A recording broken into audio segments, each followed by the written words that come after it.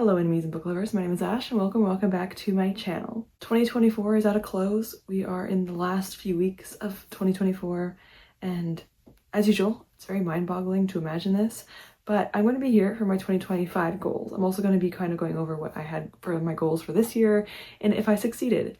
Spoiler alert, I did bad. I did so bad. So hopefully I can go quickly through these goals. 2025's goals are pretty similar to this year's goals, so like I said, I'm going to go through this pretty quickly and hopefully not make this too convoluted because, you know, it's just pretty simple. This is a very simple premise of a video, so we're gonna get through it quickly. So the first goal I set for myself for 2024 was actually one that was only achieved because it was not in my control.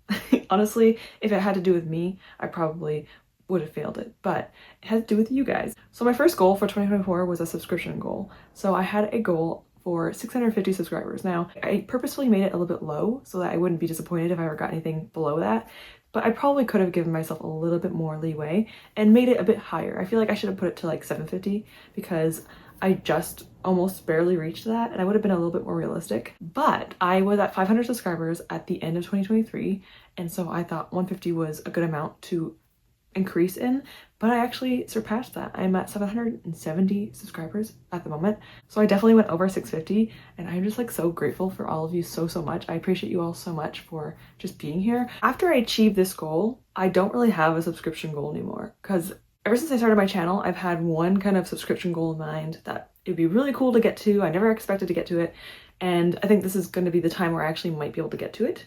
Might not. This is the first time I make a sub goal that actually might be hard to achieve unless I actually upload, and that's my own problem. But regardless, I want to reach 1,000 subscribers in 2025, and it feels unrealistic to me because that is a really huge number, but technically speaking, I should be able to reach it if I continue to upload and I'm not procrastinating in that regard. If I continue my readathon, if I just continue how I am or even do better than I am right now, I should be able to get that really easily. And if I don't get it in 2025, I can definitely get it in 2026. So my last sub goal on my channel is probably going to be this one, which is reaching 1,000 subscribers. I don't think I'll ever get over 2,000, so like 1,000 is just a huge deal to me. And I've always had this in mind. I've always wanted to do like 1,000. It's such a big number. That's like 4 digits. That's so cool. I will definitely celebrate milestones regardless, but this is like the only time where I actually want to get to a certain goal. That is an achievable goal, but it feels surreal still. I'm gonna try not to get too mushy, but BookTube has saved me in a lot of ways. It's been there for me when no one else really has. It's been an incredible place to meet incredible people. It has been one of the most amazing and the best decisions of my entire life. That sounds really dramatic, I know, but it honestly has been one of the best decisions I've ever made in the last few years of my life. I've met some incredible new people. I've met some new friends. I've met just amazing people from this channel. Not even booktubers. Most of them are just people that were watching me. A lot of you are just incredible. I just appreciate you so much. I don't think you realize just how much I appreciate you because I made booktube when I was pretty lonely. I went from like a loud, bustling household of not 5 of them. I think there was like 6 or 7 of us in a 3-bedroom house, and I was always around loud and obnoxious people, and yeah, they got on my nerves, but I went from a boisterous, loud house to living with one person and being alone most of the time. So I made my booktube channel almost in a way to feel like I have company again, and it honestly has helped a lot, and I've met some incredible people, like I said. So I just want to say thank you for all 770 of you who are here. I mean, obviously you're not going to be watching this, probably all of you, but still, I still appreciate everyone. Even if you don't watch every single video, I still appreciate it. It just means so much to me, so thank you so much for being here. And I hope I can meet some more amazing people in the future. The more my channel grows, the more nervous I will get because, you know, bad things usually happen the bigger you get. But that being said, I just want to say thank you to everyone. And 1,000's a lot, but that's going to be like my final goal. I've always wanted that to be my final goal, and it's going to be. If I go above 1,000, that's amazing, but I honestly I'm happy at 1,000. So yeah, that's a pretty big goal, but I am hoping I can reach it because that'd be really cool if I could. With that out of the way, we're going to start moving on to the ones I've definitely failed at. Most of these are ones I failed at from this year. I'm going to go through these really quickly because I don't want to dwell on my mistakes, failures. So let's go through this quickly. The next goal I had for 2024 was to read at least 4 Stephen King books. Now, in that video I mentioned I'm going to pick up Firestarter soon, and I think my next book is Firestarter, and I think I already have it on hold in my library, so I might try to push it into my January TBR. Maybe. Well, I have picked up Firestarter 4 or 5 times, and I never read it. Technically, I read 20 pages. I never continued it. I still want to do Stephen King reading vlogs where I talk about Stephen King books. I've only done it with one book. It was a review kind of thing, but I want to do like reading vlogs and or reviews of Stephen King's books. I'm reading them chronologically. I wanted to get into them. I wanted to get further into his books. But for some reason, Firestarter, I just wasn't in the mood. Every single time I picked it up, I wasn't in the mood, which is annoying. But at the same time, I didn't want to force myself to read it because I didn't want to hate it or dislike it just because I wasn't in the mood for it. I want to actually keep this goal and read at least 4 Stephen King books in 2025. Like, I didn't reach it this year, but it's so easy and I should be able to do this, no problem. So I will keep this goal. 4 Stephen King books in 2025. If I can exceed that, that'd be great. But I will say 4 is a good number. That's like 1 every 3 months, right? 1 every 4 months. Okay, my math is a little off, but 1 every 4 months is totally doable. So I should be able to do this. Like I said, I will not promise, but this is a goal I want to achieve in 2025. The next one I also failed. I think this is gonna be a theme, by the way, but the next one I failed was to read 4 to 6 Nalini Singh books, aka the Guild Hunter series. And yeah, I did fail this one. I read, I think, 2.5, not 4. So I got halfway, but that's not good enough. I need to read 4 at least, and I read 2.5. I read book 3 and I read book 4, and then I read / DNF'd the novella. It wasn't bad. I just got tired of the fast romance. I like slow burn romances, and I think Guild Hunters does a good job with that. But the novella, there's like 4 romances and within 500 pages or less, and I was just like, I can't do this. I cannot read just a quick burn. I had to read slow burn. I'm gonna also set the goal to read at least 4 Guild Hunter series books in 2025. As mentioned, I should be able to do this. This is very doable. I will hope for the best. I will be able to do this. If I start reading them early on in the year, I can very easily accomplish this. If I don't read these for like the next 4 months, I probably won't be able to accomplish it. So if I just started off in the beginning of the year, I should be able to do this. My hopes are high, my expectations are low. That is pretty much how I feel going into these goals this year or next year. Same thing, this year and next year. The next one is about series. I actually plan on doing a whole what I'm currently reading, what series I'm currently reading, which ones I want to finish next year. So I will be doing a series video either at the end of December or early / in January. But right now I want to keep my goals at finishing old series and staying under 15 novels. I am in the middle of a few manga / illustrated books. So I do want to stay under about 5 illustrated and 15 novels. And I am currently at 13 novels. I do plan on finishing 2 more. So I should be able to actually get to 11 or 12 by the end of December. In regards to my novels, I haven't been over 15 yet, so I technically have accomplished that. And then in finishing my old series, I only have 2 series that are from 2018. I plan on finishing Mortal Instruments, which will be one of them.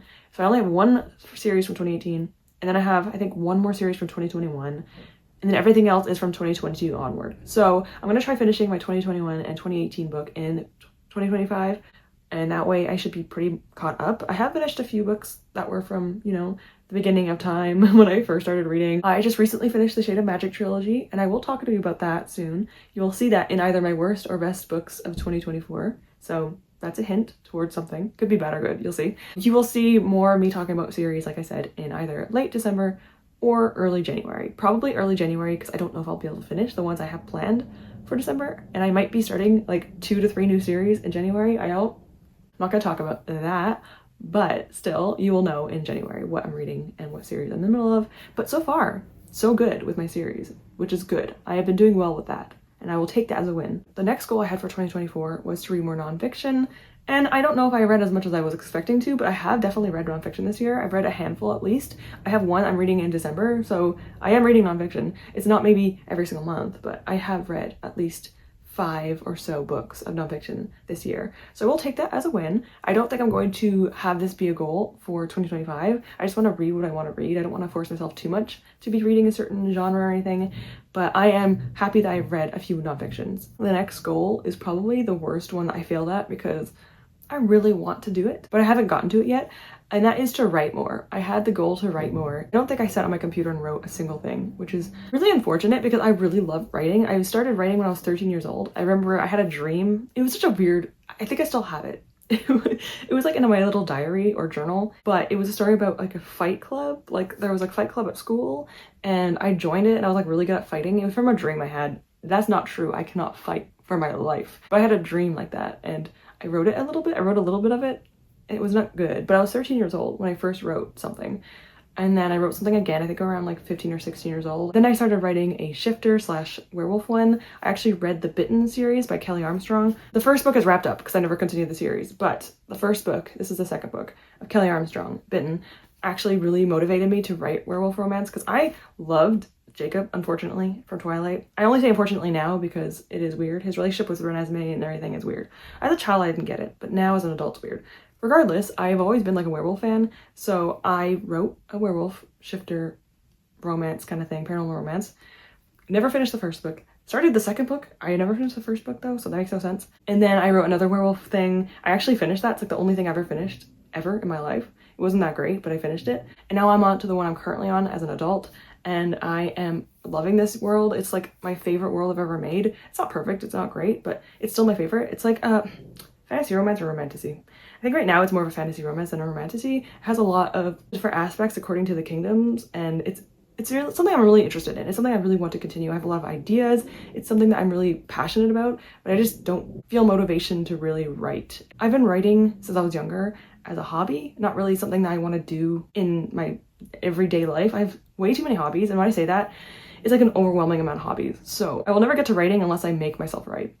So I'm hoping I can write this again. I really want to. I want to do writing vlogs. I don't know if people are really interested in that on BookTube, but I eventually want to do writing vlogs, and I want to talk about my books, and I want to enjoy my writing process again.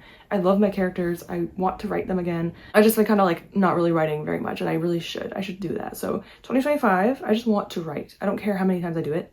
I just want to do it. If there's like pirate vampires, kind of, you wouldn't really want to call them that in my world because they don't like those terms, but it's like the best way to say it in our terms. There's like rival romance between two princes. I have the main character who is like the dagger wielding woman who tries to attack the male love interest the first time she sees him. To be fair, she has a good reason to do it, but you know, chill out, Leah. And it's a polyamorous relationship between all four of them. So I'm having a good time writing it, but I haven't wrote it for a long time. So there's that, but I want to continue it, and I want to talk about my story and have some ideas, tell you some of my ideas, show you some of like my pages and give you some excerpts and stuff. So maybe one day, I don't know, but for now I want to try writing more in 2025. I don't really have a goal.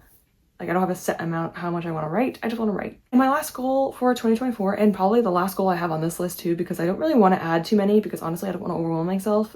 I'm already having a difficult life. I feel like a lot of people are. So don't make yourself have too many goals because we have enough on our plates for 2025. So I just need to calm down and just do what I can so that I could just hopefully succeed in most of these next year, because I just want to at least get half of these or more completed. So the last goal I had for this year was to read 100 books.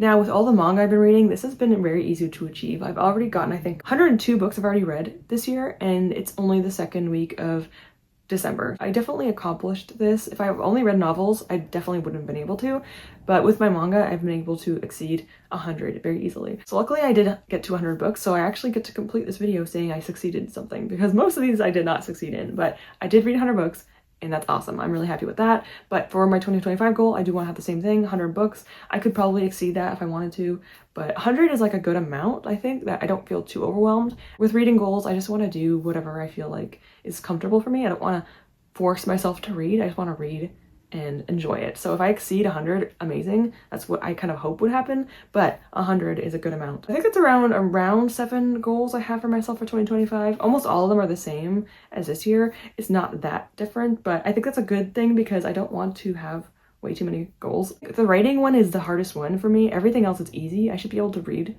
4 Stephen King books and 4 Guild Hunter books. I say it's easy, but I didn't even complete it this year, so with that, I'm going to end the video off. Let me know if you have any goals for 2024. No, that's 2025. Oh my gosh. Let me know if you have any goals for 2025. Any like simple ones. If you don't have any goals, that's completely valid too, because honestly, we don't need to put pressure on ourselves if we don't have to. There's already enough pressure on us, so don't give yourself too many goals, not any difficult goals. Just kind of make it easy for yourself and just try to live. That's how it feels. Just live, okay? That's kind of what I feel. The biggest goal of 2025 is to survive it, you know? That's all we need to do is surviving 25. Speak English. Maybe my goal should be to speak English better. Let's end the video off and, you know, start the next year a little bit hopeful. I like New Year's. It makes me feel like rejuvenated. It never really changes though. Everything kind of stays the same, but it still gives me a sense of new and, you know, exciting. So I am looking forward to January and, like I said, hoping for the best. but not expecting much.